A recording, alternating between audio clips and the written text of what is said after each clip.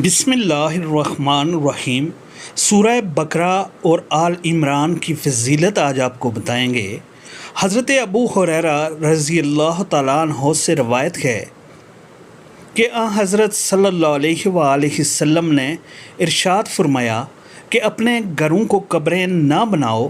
یعنی گھروں میں ذکر تلاوت کا چرچا رکھو اور ذکر و تلاوت سے خالی رکھ کر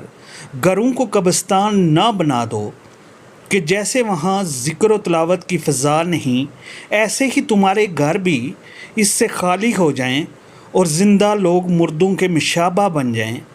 پھر فرمایا کہ بے شک شیطان اس گھر سے بھاگتا ہے جس میں سورہ بقرہ پڑھی جاتی ہے۔ حضرت ابو امامہ رضی اللہ تعالیٰ عنہ سے روایت ہے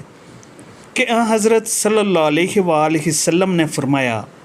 کہ قرآن پڑھو، کیونکہ وہ قیامت کے دن اپنے لوگوں کے لیے جو اسے پڑھتے پڑھاتے ہیں اور اس کی تلاوت کا ذوق رکھتے ہیں سفارشی بن کر آئے گا۔ پھر فرمایا کہ 2 روشن صورتیں پڑھو،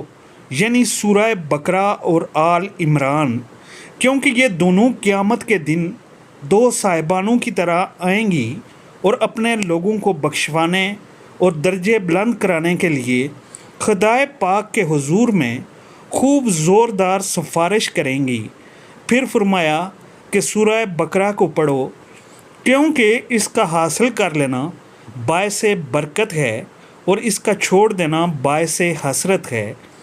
اور یہ باطل والوں کے بس کی نہیں۔